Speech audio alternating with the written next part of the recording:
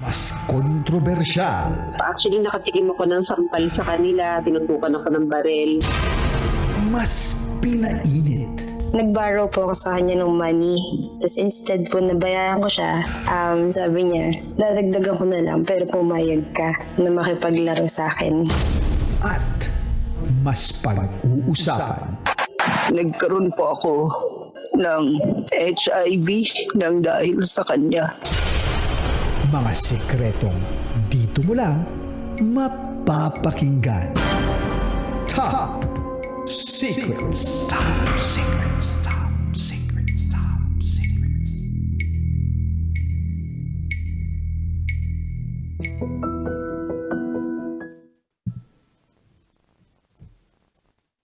Hi, Kabisyo! It's me, DJ Rocketera. With DJ Titancello. And welcome to the program Top Secrets. Kung saan pwede kang makapagbahagi ng iyong pinakatatagong sikreto. Ito po ang programang hindi ka huhusgahan. Bagkus ikay pakikinggan. Ang programa sa radyo na nagpo-promote ng Will Listen. And we don't judge culture. Kaya naman, eto na, wag na tayo magpaligoy-ligoy pa dahil meron na tayong top secret sharer na nasa kabilang linya. I-welcome na po natin siya. Magandang gabi, sir. Good evening po. Ano pong pwede naming itawag sa'yo, sir? Mark po. From Mark. Mark from? QC po. QC. Ilang taon ka na, Mark? 28 po. 28. Alright. Di na tayo magpapaligoy-ligoy pa dito, no? Mark, 28, from QC. Ano ang top secret mo? Nag-cheat po sa girlfriend ko. Nag-cheat ka sa girlfriend mo. Tama ba ako ng pagkakarinig? Yes po. Opo. Gano'n na kayo katagal ng girlfriend mo? 4 years. 4 years. Okay, pwede mo ba kaming kwentuhan kung bakit, paano, anyari sa inyong dalawa ng girlfriend mo at bakit humantong sa pagluloko mo sa kanya? Nag-LDR kasi kami itong last year. Actually, nag-live-in na kami for 1 year. And then, nag-abroad siya. So, 2 years na kaming LDR. And then, yung tinitiran ko dito sa Manila, bed space lang. So, para siyang boarding house na maraming room. And, apatan, animan. Ang nangyari is halo-halo. Yung nakatira, may babae, lalaki. So, nag-GY ako. Graveyard. Hello. Okay pa ba? Oh, nandito pa naman kami. Hindi pa kami umaalis. Ayan. Nag-GY ako. So, nakakapag-inom ng umapon. Tapos tulog. Before pumasok sa office.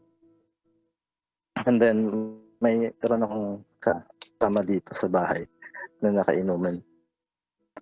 2 lang kami na nag-inom na. Nakaubos kami ng 2 litro ng hard inumin. Yung pula. Na hard. And then, ayun, sobrang lasing. Hindi ko din alam paano siya nangyari na tumabi ako sa kanya. And then, pinasok ko yung kamay ko sa ng shorts niya. Hindi mo namamalayan na pumasok na lang bigla yung kamay mo doon sa shorts niya. Kumbaga may sariling utak yung kamay, gano'n? Hindi ko rin na-control. Kasi sabi nila, pag may alak, may balak. Wala naman akong balak. That time, wala talaga. Kasi wala. Pero itong border na to, itong kasama mo sa mismong boarding house na ito, ano siya, gano'n na siya katagal dyan sa bed spacing nyo? 1 year na rin po. 1 year. So nakikita mo na siya every now and then? Sorry, nagkikita kami? Yes. I mean, nakikita mo siya. Kumbaga, nakikita mo, natutulog siya doon sa bed niya, ganun. Ay, separate room naman kami. Pero nung time na yun, doon kami sa room nila. Wala namang tao. Then doon sa room ko din, wala namang tao. Kasi umaga yun. So usually may mga pasok. Bali, Mark, dun sa isang taon na yun na nakikita mo lang siya, gusto mo na talaga siya yun? Hindi, wala akong gusto sa kanya. Actually, Wala? wala. Kaya di ko nga alam bakit bigla. Hindi ko rin inasahan. Yun nangyari. Ba't mo siya niyaya uminom? Ako na. Kasi wala akong magawa. Wala akong kainuman. Pero And wait then- lang ha, kasi sinabi mo kanina, 'di ba, bed spacing kayo. So bed spacing, pag sinabi natin bed spacing, sa iisang kwarto nandun lahat ng mga kama. So wala kayo talagang separate rooms, tama? O iba pa tong room na to?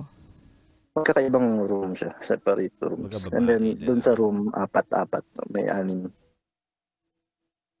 So dun sa Yung room nyo, setup. apat-apat. And then, common yung CR. Common yung... So Yung magkahiwalay ba rin yung laundry. babae at lalaki? pero magkasama lang sa isang bubong. So may common space lang kayo, ganon. Yes. Okay. So gets na namin. So hindi siya strictly for girls, hindi siya strictly for boys.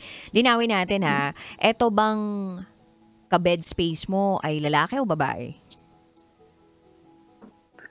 Sa room po namin, mga kami lahat.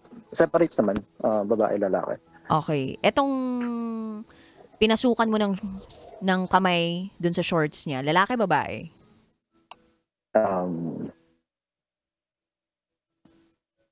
Lalaki po, actually.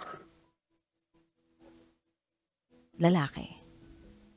Oo. Okay. Kaya wala ka talagang interest.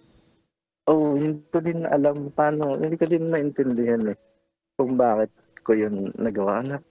Ano ba? Paano ba? Hindi ko din maintindihan. Actually, sobrang lasing na wala akong masyadong Pwede mo bang i-describe sa amin kung anong itsura muna ng girlfriend mo? Ano siya? Morena. Morena. Maganda siya. Mas matangkad. Mas matangkad sa akin. Masali siya sa mga pageant. Okay. Maganda. Masasabi mo maganda siya. Attracted ka sa kanya. Madaming nagkagusto doon. Madaming nandito. But Okay. Alam mo talaga sa sarili mo straight ka. parang nung hindi ko alam kasi nung bata kasi parang medyo iba. And then nung nag-conduct ako ng research nung high school way back doon about fornication, so what porn siya. Sabi doon sa study, pag nanood ka ng porn at yun ka doon sa lalaki, which ibig sabihin hindi ka straight. So doon parang okay, sige, pero mas sa babae talaga. Attracted ka sa babae. Mas gusto ko, and then mga ko naman relationship ko babae. Yan, may nangyayari, and then yan, nakipag-live-in nga ako. And then gusto ko rin naman, nakikita ko rin naman sarili ko na may pamilya. So, ayun. So sir, nakipag-inuman ka nga doon sa... Kala ko babae, nagulat ako Parang ako yung nagulat Anyway, yun nga, nakipag-inuman ka doon sa kapwa mo guy, and nalasing kayo. Ikaw ang nagpasok ng kamay mo doon sa shorts niya. Hindi ko din, pero, naipasok ko. Tapos, then, sabi niya, nagulat siya, sabi niya, hindi ko alam na ganyan ka pala, sabi niya sa akin. Sabi ko, hindi ko alam. So, tapos, sige, alis na ako. Nung, hindi man ako lumabas, lumipat lang ako ng bed. Doon sa nila. Then, tinawag niya ako. Sabi niya, tara tayo, mag-in. Sabi niya. Sabi ko, hindi ko kaya. Ayoko. And then, so yun. Yun yung first time na nangyari. Then nag-chat siya sa akin na parang na kino-confirm yun. Sabi ko, ano ba yun? Ano ba nangyari? Nag-deny lang. Tapos sabi niya, hayaan mo na yun. Wala naman na yun. Dati lang yan. So wala na. And then, nasundan pa siya na nag-inom ulit kami. Actually, halos weekly. Kaya nag-iinom. At first, wala naman talaga. Wala din namang balak. Hanggang hindi ko alam. Kasi one time, na try kong kainin yung ano. Yun. Yung talong. Nagustuhan mo yung talong. Oo. Okay. Sumo siya. Pero hindi, saglit lang. It's hindi naman no need na kasi hindi naman talaga gusto. Okay, sige. So, Mark, now that we know, 'di ba, you are sharing this story with us na okay, hindi mo akalain na ipapasok mo yung kamay mo dun sa shorts and then biglang nasundan nang hindi mo masyado namamalayan. Anong current status nyo ngayon itong guy na to? Like, kayo ba ay nagkikita pa rin? May nangyayari pa rin ba sa inyo? Anong meron sa inyo ngayon? Magkaibigan. Parang, nagkikita kami and then magka-chat. Na medyo nga ako. Medyo nagtataka kasi the way kung paano siya mag-explain sa akin. Like, pag nag-inom sila. Hindi, pinsan ko talaga yung kasama ko nun. So, para siyang Tapos, jowa mo na nag-update kayo sa isa't isa, ganun? Hindi naman update, pero kapag nalaman kong, yun nga, nag-inom sila. Then, siya pala magsasabi, nag-inom pala kayo.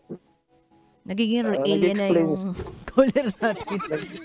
Hello. Sorry. Mark, medyo mahina lang yung signal mo.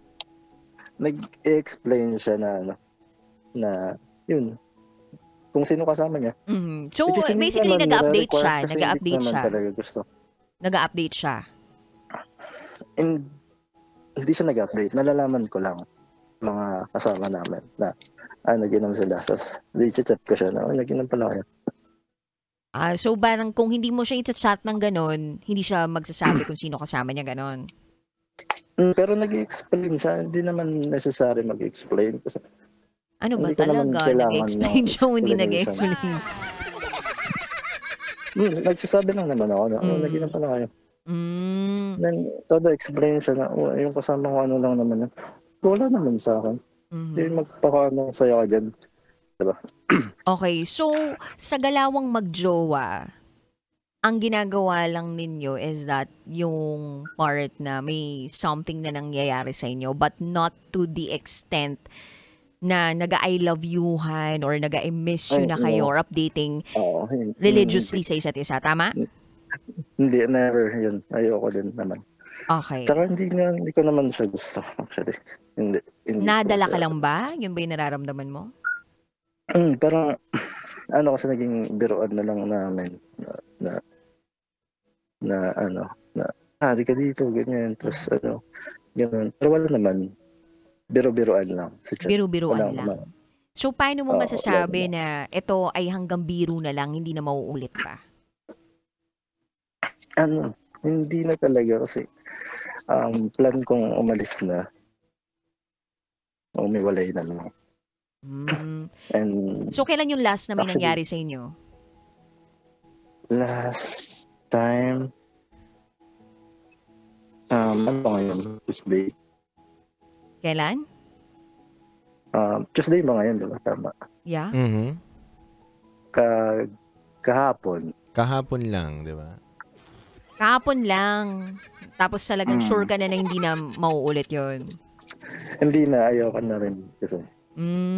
Kahapon tapos hindi na siya mauulit talaga in the next few days to come, tama? Ayoko na. Kasi sabi niya, wag ka nang Huwag na mag-inom. Ayoko na rin. Ayoko na. So, Mark, kapag walang alak, walang nangyayari? Wala. So, kapag may alak na nag-iiba na kayo, nagpapalit na kayo ng costume? Hindi naman kasi straight nata siya. So, straight siya. Kasi babaero. Actually, ako din naman gano'n pero ng feeling, puro babae doon. Ngayon lang talaga siya. Sorry Mark, confused din kasi ako eh. Ako, personally, I'm confused kung paano ba natin dinidescribe ang straight, diba? Or paano mo ba masasabi kung straight na straight ang isang lalaki or confused ba siya? Or parang tinry niya lang? Masasabi ba natin na straight ang isang lalaki kung once in his life tinry niya? Or parang nakailang beses siyang mag-try ng kapwa niya biologically niya ba yung ganon, lalaki, diba? yung ganon. So, hindi ko rin sure eh. So, anong state mo ngayon, Mark? Anong state mo ngayon? Nasang state ka ngayon? Ligaw. Hindi, feeling ko I'm bi, pero more lalaki na side. Na-attract ako sa lalaki, pero mas prefer ko ang babae. Talaga. Kaya, ayun. So, anong plano mo sa inyong dalawa ng GF mo? Kasi plan namin magpakasal. Actually, may ring na kami for kasal. And, yun nga. Ano nangyari? And, pero hindi kami naman nag-kiss. So, parang, ano lang talaga siya. Hindi, wala naman siyang gawa. Mark? Malinawin ko lang. Mark? Nagbigay ka na ng ring sa girlfriend mo? Tama ba ako ng pagkakataon? Papakasalan mo na siya? May ring na ibig sabihin engaged na kayo ni Engaged girlfriend? na sila. O, hindi mo, babili mo lang? Engaged na. Hindi naman na. Before siya umalas. Ha? Engaged na kayo? Mark? Yes. Pasensya ka na, matatanong ko to. Pero, Mark, tingin mo, sigurado ka na ba sa girlfriend mo? Hindi kayo magkakaproblema? Hindi ka magkakaproblema? Hindi mo ba mababago yung isip mo at the end of the day na parang marirealize mo na ba't ako nagpakasal kasi ito pala yung gusto ko? Hindi, kasi sa amin din, sa family, bawal.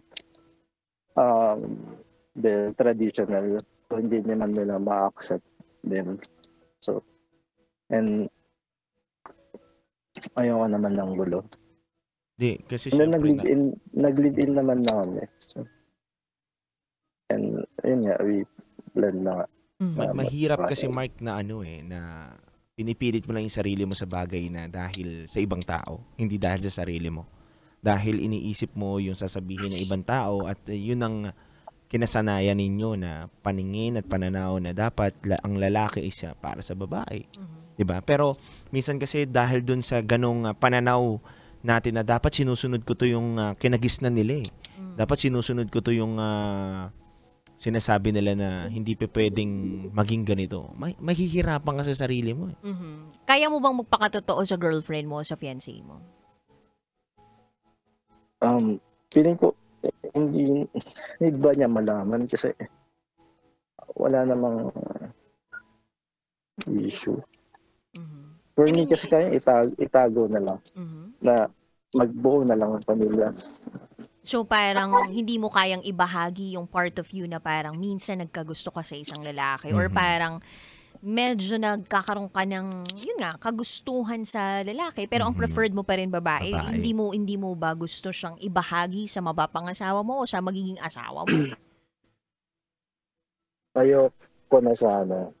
Kasi magkakagulo lang. Tsaka hindi ko sure kung ma-accept niya fully. To understand na gano'n.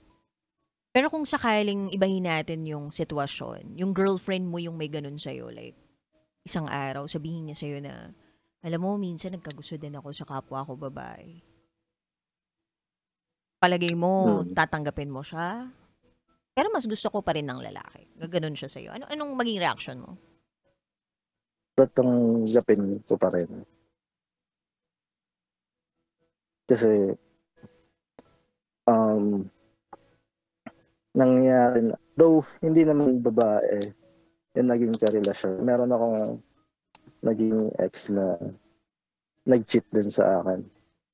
Mhm. Then, actually tinawag ko pa yun sa Baguio ako. Sorry. Tapos, tinanong niya ako kung tatanggapin ko pa. Oo. Kasi hindi naman, kasi may maraming beses may nangyari sa kanila. Ang sagot ko lang sa kanya nun, hindi naman katawan mo yung habol ko. Ang gusto ko ay ikaw. So, tinanggap ko pa rin siya. Hanggang sa abot na naghiwalay kami after 6 years. Pero that Kasi was your hindi- ex, diba? Tama? Kasi, Mark, ano po? may tanong lang ako sa'yo. Mm. Kaya mo ba papakasalan tong babae na to dahil gusto mo lang magkapamilya? Hindi dahil sa mahal mo lang. Mahal mo talaga siya. Hindi nakikita ko naman yung ano ko sa kanya. Yung future. Nagkataon lang na ito nga, yung nagkamali. Na ayoko naman na isang pagkakamali lang. Which is, hindi ko kasi, sa akin kasi, ganun yung reasoning ko na mahal kita, hindi naman katawan mo yung habol ko. So, kung may nangyari sa inyo, it's okay. Kasi ikaw naman yung gusto ko, hindi yung katawan mo. Ang nakaraan na yun, nakalipas na. So, palagay So, mo, pag ganyan din yung Palagi ko dinahilan ganun sa'yo din yung ng... thinking. Oo, yung ganong area lang. Ganun din ba yung mindset Na- ng girlfriend mo? Aligned ba kayo doon? Hindi, actually. Kasi pag once mahuli ako, wala na talaga. Kilala ko yun eh. So, palagay mo, hindi ka mahuhuli o never malalaman ng girlfriend mo yung mga ginawa mo in the past? Yung ko hindi naman, kasi alis, lalayo na ako. Ayaw ko na. So, what is your concrete plan para sa sarili mo at para sa fiancé mo? Bala ko kasi sumunod doon. Nasa plan naman. So, dito, hiwalay. Kasi may work pa ako. Well, nagpa-process ng mga documents. And then yung pera na so money. Documents for abroad? Yes. Susunod ka Kasi sa kanya? ayaw niya din tumira dito. Actually, yung gusto ko sana, dito tumira. Magkaroon ng farm lang. Pero ayaw niya. So, tsaka, wala na akong yung nakikita sa sarili ko kung ano pa bang gusto kong gawin. Palagay mo ba nagiging fair ka sa kanya? Honestly, hindi. Hindi naman talaga. Never siya magiging okay. Never siyang fair. Kasi it's always unfair. Na ganun, na sobra yung pagmamahal niya. Then, ganun yung sinukli mo. Diba? But, ayun, hindi ko rin naman si kaya na maghiwalay pa. And then, okay kami sa family, both sides naman. Gusto nga ng family na doon kami tumira. Sa kanila nung time na nag-live-in kami. Pero, hindi ako pumayag. Gusto ko separate kami ng bahay. Mark, dasal ko lang sana nandun ka na talaga sa point na mahal mo itong babae na to, yung papakasalan mo. Kasi nararamdaman ko based dun sa kwento mo, habang iniisip ko at ninanamnam ko yung kwento mo, nandun ka sa stage ngayon, o phase ng buhay mo na naguguluhan ka pa. Hinahanap mo pa yung sarili mo. Although na alam mo na mas lamang yung kagustuhan mo sa babae, pero may humihila sa'yo na, hindi, parang gusto ko rin pala ng lalaki. Parang bagay din pala ako sa lalaki. Tama ba Ayaw ako doon? ayaw na isipin. Actually, parang dinidisregard na siya ng utak ko na parang dapat ganun. Kasi hindi talaga siya acceptable sa family unang-una. And then, yun, ang hirap kaya magsabi ng ganito na yung amin kang bay ka. Kasi actually, tawagin ka nga lang bakla na sasaktan ka na. Diba? And then, umamin ka. Pero syempre, di ba, alam mo, nagigets namin, Mark, na parang nandun yung takot eh. Nandun yung pangamba. Ganoon naman talaga yun eh, kapag may mga bagay na hindi ka masabi talaga sa ibang tao kasi pinangungunahan ka ng takot. Yes. Di ba? And yung ayaw mong ma-prejudge ka or ma-judge ka ng sarili mong pamilya, di ba? Parang you don't wanna be a disappointment in their eyes. Tama. And naset mo na kasi kung ano yung dapat tingin nila sa iyo eh. Pero ang tanong is, yun ba talaga yung gusto mo? Yun ba talaga yung gusto mo? Hindi ko talaga. Hindi lang yung gusto ng pamilya mo, ha? Hindi ko din nakikita sarili ko pakasal sa lalaki. Na magsama kami. Hindi, ayoko din. Kasi talaga. Pero Mark, hindi naman natin tinatanggal dito yung magpapakasal ka sa lalaki. Hindi naman natin tinatanggal na, sige, iwanan mo yung GF mo. Pero dapat maging totoo ka lang din. I think, tinimbang mo na ba to? Naisip mo na ba to na, ano mas matimbang? Yung aamin ako sa ngayon, sa pamilya ko, sa GF ko? O mas malaman nila ng huli na? Nandun na kami sa point na kasal kami. Ang hirap na. Or anong mas matimbang ngayon, di ba? Tahong o talong? Tahong o talong? Anong gusto ko dito sa dalawa? Kasi yun yung una muna dapat tanong, anong mas matimbang? Tahong o talong?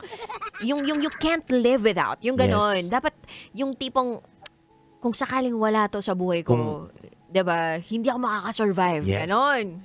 Yung pag nakita mo, yun ang unang pipiliin mo. Oo. Hindi yung sumubo ka ng tahong, tapos maya-maya kukuha ka ng talong. Bawal yun. Bawal yun.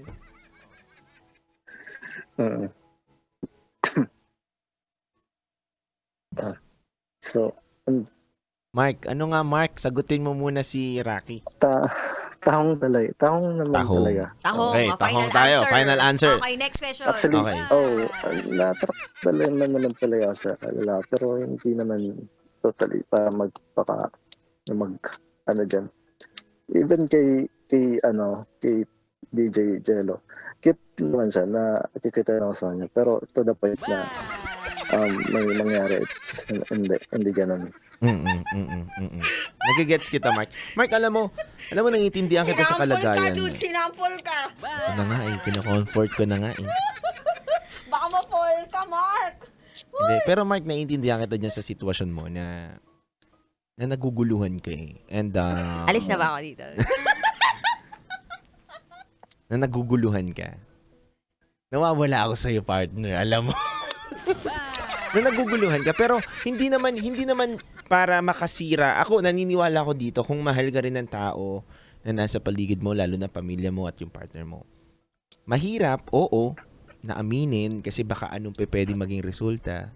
Pero ako naniniwala ako, maging gay ka man o part ka man ng LGBTQA+, hindi hadlang yan para magmahal ka din ng babae. Dahil marami na akong kakilala na nasa ganyang sitwasyon mo pero may nakakatuluyan na babae. At mas nagiging lalaki pa sila sa tunay na lalaki. Ganun lang yung sa akin. And sana magkaroon ka ng wisdom, magkaroon ka ng kapayapaan sa iyong pag-iisip na aminin mo rin sa tamang panahon yung nararamdaman mo para mas magaan ang lahat. No, na wala kang tinatago sa sarili mo. Dahil unang-una, hindi naman natin dapat husgahan kung ganyan yung nararamdaman mo Ang tama lang na dapat natin gawin is yung mag-out lang tayo. Sabihin natin yung totoo nating gustong sabihin. Magpakatotoo ka, sabi nga sa isang commercial, diba? Totoo yun. Ayun, sana nga. Kasi Okay. ngayon ang sobrang hirap niya talaga siya. Kaya hindi ko siya iniisip. Parang ma-deny siya sa utak mo. Mawala siya. So, hindi ko siya iniisip. Though, malaking ginhawa na makapag-amin. Pero, ang hirap talaga niya. Especially pag lumaki ka sa pamilya na even pati yung mga kamag-anak mo, parang to the point na itakwil ka. Kasi nangyayari yan sa amin. Na Naiintindihan ko itatakwil naman, ka Mark. nila. Gusto ko namin yakapin ngayon ni partner, ni DJ Rocky, sa kalagayan mo. Yeah. Yun talaga, yun talaga yung na nababanggit ni Mark kanina pa eh. Kumbaga, consistent ka sa pagsabi sa amin na mahirap talaga sa pamilya ko kung sakaling, 'di ba? Ito yung ilantad ko kasi it's unacceptable. Yes. Naiintindihan natin siya. And tama ka naman si Mark eh. I mean, tama ka Mark na itong ganito tong klaseng pag-out, 'di ba, pagpapakatotoo ay hindi Madali. tinatanggap basta-basta ng pamilya. Hindi lahat ng pamilya kayang tanggapin yung ganitong klaseng katotohanan. Yes. And it takes a lot of courage para magsabi ng totoo sa ganitong klaseng pamilya. And hindi mo talaga alam kung ano yung magiging reaction nila. Basta based on your observation dun sa mga kinikilos nila sa nakaraan, alam mo na hindi talaga nila ganun i-welcome yung ganitong klaseng revelation. So, hindi talaga. Actually, mga kuya ko, nakaabang na sa kasal ko. Na sagot nila yung mga pagkain, baboy, lechon. nape-pressure ka ba sa kanila? Hindi naman. Actually, pag umuwi ako, pag tinatanong akong hindi ka pa mag-asawa, sabi ko, wala pa. Bakit? Wala na akong makaalam sa buhay ko. Ginaganon ko na lang. Kaya minsan, binibiro ko na, kasi kaya hindi ako makapili. Iuwi ko na lang kapag meron akong napili. Ganun. Para tigil. Kasi dalawa na lang kaming walang asawa. So, family. I mean, nape-pressure ka ba na magpakalalaki because of them? Hindi naman. Kasi hindi naman totally na talaga na as in, hindi ko alam kasi hindi talaga acceptable. So, ang kilos ko lahat, the way magsalita, kilos. Lahat, pati lahat. hindi siya makikita noon. Actually, mas kilala ako as babaero pa nga kaysa kaya hindi nila expect na. Pogi ito si Mark eh. O sige, ganito Mark, no? Marami na tayong nasabi, marami na tayong na-share, diba? Bighingan ka na lang namin ngayon ng mensahe para sa girlfriend mo working abroad. So, kung sakali mo nakikinig siya, mapakinggan niya to in the future, di ko alam kung kailan niya mapapakinggan to or kung ayaw mo mapakinggan niya, basta mailabas mo lang yung nararamdaman mo ngayon na mensahe mo para sa kanya, bibigyan ka namin ng pagkakataon. So, go ahead. Sabihin mo ka nung mensahe mo sa kanya. Ano bang tawagan nyo? Ayaw mo. O, sige. Kunwari, mahal na lang. Love na lang, love. Di baka love eh. Hobby na lang. Baby. Han? Sige. Honey. And then, yun. Sorry. Na agad. Kasi, yung nagawa ko. And alam ko sa pagsasama natin, hindi mo yan matatanggap. Pero kung sakali man, kasi hindi naman na uulit. Sana kung sakali man malaman mo yung totoo. Sana tanggapin pa rin ako kasi nangako na ako ng kasal sa'yo. Ikaw na may nakikita kong kasama ko habang buhay. Yung mga pangarap natin na binuo. Yun din naman stick dun eh. nagkamali o hindi ko alam kung yun nga, matatanggap mo. Pero sana. At kung sakali mang hindi, na doon, pag once na malaman mo doon magwakas yung lahat, doon na maglaho lahat. Masakit ako, pero ipaglalaban ko pa rin yung tayo. Pag nakita kong ayaw mo na talaga, doon na lang ako susuko. Pero, ayun, ingat palagi. And see you soon. Yun lang po.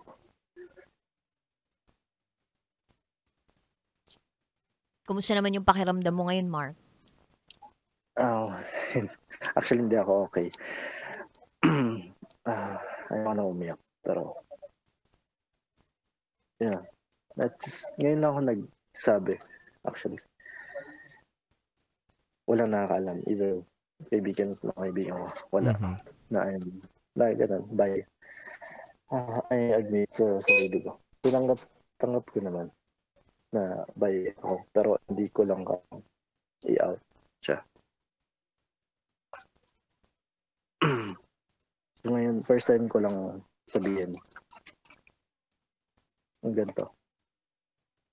Na sabihin ng mga salita no? O bisexual ako. Nung nagkagusto ko sa lalaki, sa kapwa ko. Walang masama dun, Mark, ha? Para sa akin. Sa aking opinion at pananaw, wala namang masama dun. Basta wag lang tayo sanang makakatapak din ng ibang tao sa ginagawa natin na ganito. Diba? Na dahil sa kaguluhan ng isip natin, hindi natin alam yung ano ba gusto talaga natin. Magiging selfish tayo sa isang tao. Pero yun nga, Mark, naniniwala kami at naniniwala ko na kung ano man yung desisyon mo, alam ko naman na pinag-isipan mo yan, pinagdasal mo din yan, at paninindigan mo din yan, Mark. Paninindigan ko talaga siya. Kahit kita mayari. Yes. Yun naman talaga eh. Yun naman ang maganda dun eh. Na paninindigan mo yung mga desisyon mo sa buhay. Maging tama o mali man ito.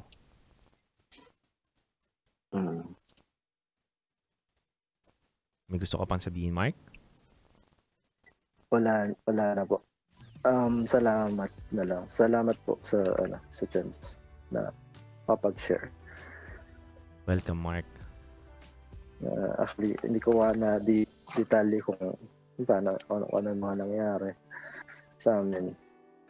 Pero sa SPG na kasi. Friday na. Hayaan mo, sa Friday ka tumawag sa SPG ha. Aabangan kita, Mark. Hindi. Pero, ayun. Salamat po. Salamat din, Mark, sa tiwala mo sa amin ni partner Rocky. Mark, para kanino ka lang? Sa jowa, sa fiancé ko. Yun. Tahong or talong? Taong po. Parang may pael ah. Talhong. Talhong, Mark? Talhong? Tahong. Dinamin mo, Mark. Nawawala ka ng signal. Ulitin natin. Tahong po. Tahong. Tahong. Tahong. Okay. Hindi talhong, ha? Hindi talhong. Tahong o itlog? Hindi. Tahong pa rin. Tahong. Sarap pa naman ang tahong. Anong gusto mong luto sa tahong? Yung bake. Baked tahong. Gusto ko din ng baked Sarap tahong. ng baked tahong. Sarap talaga kapag merong Naluto nga ako ng baked tahong. Grabe, hindi pa ako pwede na yun. Ay, nako. Anyway, Mark, maraming salamat sa pagtawag mo at salamat sa tiwala. May the Lord bless you. Okay? Okay po. God bless, Mark. God bless, Mark. Okay po. Happy Tuesday. Happy Tuesday. Mag-iingat ka. Wednesday na. Wednesday na pala. Grabe naman. Kaya nga, dito pa nag-spend ng birthday si Brian Magbuo. Happy birthday, Bri! Alam niyo po ba may bisita kami dito? Kanina pa siya. Hindi ko nga alam kung ano kung malilibre ba to o hindi. Yeah. Charot o darot. Uy, pero mahirap yung pinagdadaanan ni Mark, no? Ang hirap na, ang iniisip mo palagi, yung sasabihin ng ibang tao. Or sasabihin ng pamilya mo. Or kung ano man yung ginagalawan mo, dictated, mandated, or rules by the people around you, not your rules. Yes. Kasi ang hirap magpakatotoo pag ganun nga. Hindi ka makakalayag, hindi ka makakalaya. Parang sobrang tipid ng galaw mo. Yung parang kulang na maging robot ka. Yes. And I don't know how people live with that kind of regulation sa paligid nila. Kasi we are born to be free Meron tayong free will na ibinigay ng may kapal para piliin kung anong gusto nating maging. Tama. Kung ano yung gusto nating ipatupad sa buhay natin. As long as guided, 'di ba? Kung ano man yung pinaniniwalaan natin, 'di ba, na limits or laws about life, whatever, yung mantra natin. Pero yun nga, parang wala lang, mahirap lang na parang lagi mong iisipin yung iisipin ng ibang tao. Hindi ko alam kung paano nagiging masaya yung mga ganong tao. Ako personally, Yes, agree. Hindi ko alam kung paano kayo nagiging masaya, pero kung sakaling nagiging masaya kayo thinking about people's opinion about you, masaya na rin ako para sa inyo. Yes. Kasi you can live with it. Pero kung hindi kayo masaya doon, maybe it's time para palayain nyo yung sarili nyo sa ganong klaseng pag-iisip. Para sa akin, hindi kasalanan maging bakla o maging gay. Oo naman. Ang kasalanan, yung hindi mo kayang tanggapin yung kamag-anak mo o yung tao na sa paligid mo na bakla siya. Yeah. Dahil hindi naman masusukat ang pagkatao ng isang tao dahil bakla lang siya. 'Di ba? Hindi ganoon 'yun eh. Wala sa gender preference wala or sa gender orientation. yan. Yes, wala yan diyan. Kaya although na nakakatuwa man na medyo nagiging bukas na tayo, 'di ba? Sa ganyang usapin, nakikita na natin na may boses na ang mga LGBTQA+ natin. Pero may mga saradong isip pa rin no? May mga taong dumidistansya pa din pag nalaman nilang ganun Yes. yung family member nila. Yes. Parang hindi nila matanggap. Yes. Sobrang rooted doon sa kultura, sa norms, sa belief, 'di ba? Parang ewan ko, there was a time na sobrang daming pinaglalaban ng mga LGBTQ+ community people, no? And kung iintindi mo yung pinaglalaban nila, more of acceptance lang naman eh. Yes. Tama. And yun yung hanggang ngayon, hindi pa rin talaga namumulat yung iba. So it's sad na may ganun pa din. Ay, Sana yung mga pamilya, no? Yung mga nanay, tatay, no? Alam na rin naman nila yan eh. Tingin ko bilang magulang, di ba? Minsan, na-observe din nila sa anak nila. Kaso nga lang, in denial. in denial sila. Ayaw nilang ipag-communicate sa anak nila na ano ba talaga ang nararamdaman mo. Kung ako magkakaanak ako sinasabi ko to lagi kay Lord kung magkakaanak man ako ng gay, okay lang. Walang problema. Yun ang binigay. Yun siya eh.